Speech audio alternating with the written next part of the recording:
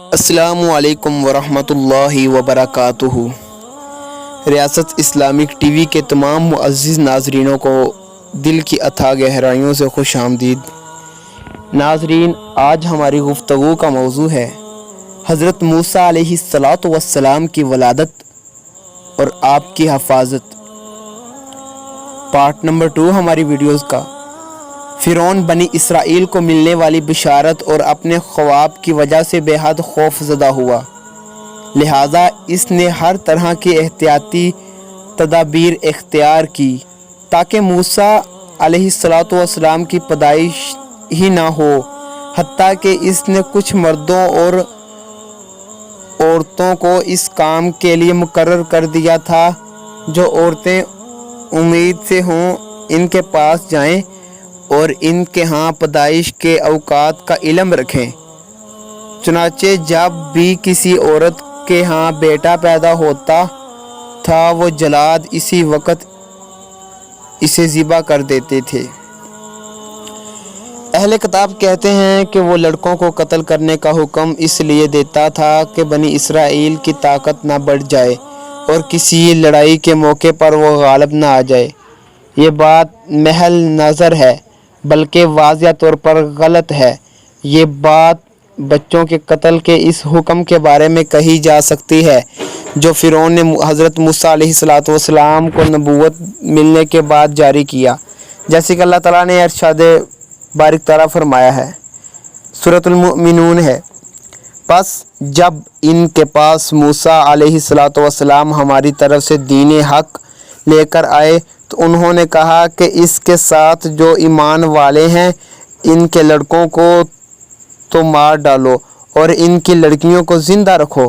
اس کی وجہ سے بنی اسرائیل نے کہا ہم تو ہمیشہ مصیبت ہی میں رہے، آپ کی تشریف آوری سے قبل بھی اور آپ کی تشریف آوری کے بعد بھی۔ اس لیے صحیح بات یہی ہے کہ فرعون نے بچوں کے قتل کا پہلا حکم موسیٰ علیہ السلام کی وجود میں آنے کے ڈر سے جاری کیا تھا۔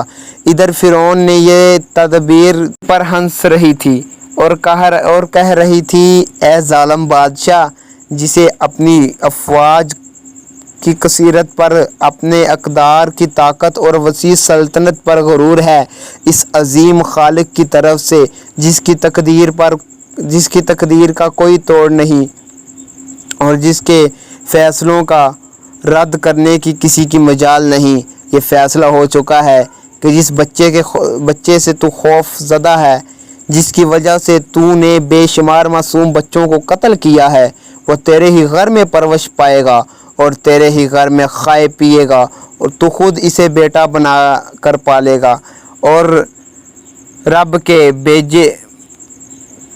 کے بیت کو کوئی نہیں جانتا۔ پھر تیری دنیا آخرت کی تباہی اس کے ہاتھوں ہوگی، کیونکہ تو اس کے لائے ہوئے واضح حق کو جھٹلائے گا اور اس پر نازل ہونے والی وحی پر ایمان نہ لائے گا، اور اس لیے بھی کہ تجھے بلکہ تمام مخلوق کو معلوم ہو جائے گا کہ آسمان اور زمین کے مالک ہی کی شان ہے کہ وہ جو چاہتا ہے کرتا ہے، وہی قدرت و قوت والا ہے، اس کی معیشت ہر حال میں پوری ہو کر رہتی ہے۔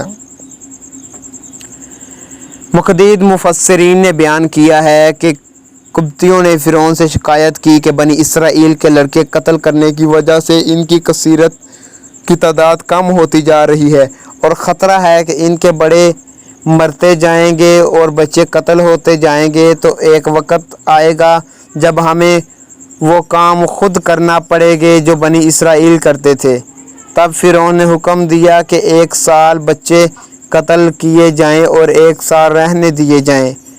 وہ فرماتے تھے کہ حضرت ہارون علیہ السلام اس سال پیدا ہوئے جس سال بچے قتل نہیں کیے جا رہے تھے، اور حضرت موسیٰ علیہ السلام اس سال پیدا ہوئے جب بچے قتل کیے جا رہے تھے۔ آپ علیہ السلام کی والدہ فکر مند تھی، انہوں نے حمل کی ابتدائی ایام ہی سے احتیاط کی، ان سے حمل کی علامات بھی ظاہر نہ ہوئیں، جس کی وجہ سے دوسروں کو بھی حمل کا علم نہ ہو سکا۔ جب حضرت موسیٰ علیہ السلام کی ولادت ہوئی تو اللہ تعالیٰ نے اپنی ان کی دل میں ڈال دیا کہ ان کے لیے ایک صندوق بنا لیا۔ آپ کا گھر دریائے نیل کے کنارے پر تھا۔ آپ نے صندوق کو رسی سے باندھ دیا اور حضرت موسیٰ علیہ السلام کو دودھ پلاتی اور جب خطرہ محسوس کرتی تو آپ کو صندوق میں ڈال دیا کرتی، خود رسی کا سر پکڑا رکھتے۔ جب خطرہ دور ہو جاتا تو رسی کے ذریعے صندوق کھینچ کر بچے کو نکال لیتی۔ ارشاد بارک تعالیٰ ہے جس کا مفہوم ہے، اور ہم نے موسیٰ کی ماں کو وحی کی کہ اسے دودھ پلاتی رہے، اور جب تجھے اس کی نسبت کوئی خوف معلوم ہو تو اسے دریا میں بہا دینا، اور کوئی ڈر، خوف یا رنج و غم نہ کرنا، ہم یقیناً اسے تیری طرف لوٹانے والے ہیں اور اسے پیغمبروں میں سے بنانے والے ہیں۔ سو فرعون کے لوگوں نے اس بچے کو اٹھا لیا۔ آخر کار یہی بچے ان کا دشمن ہوا اور ان کے رنج کا باعث بنا۔ کچھ شک نہیں کہ فرعون، حامان اور ان کے لشکر تھے ہی خطا کار، اور فرعون کی بیوی نے کہا یہ تو میری اور تمہاری آنکھوں کی ٹھنڈک ہے، اسے قتل نہ کرو، بہت ممکن ہے کہ یہ ہمارا کوئی فائدہ پہنچائے اور اسے اپنا بیٹا ہی بنا لیا جائے۔ انجام سے بے خبر۔ یہ باتیں قرآن پاک میں ارشاد ہیں۔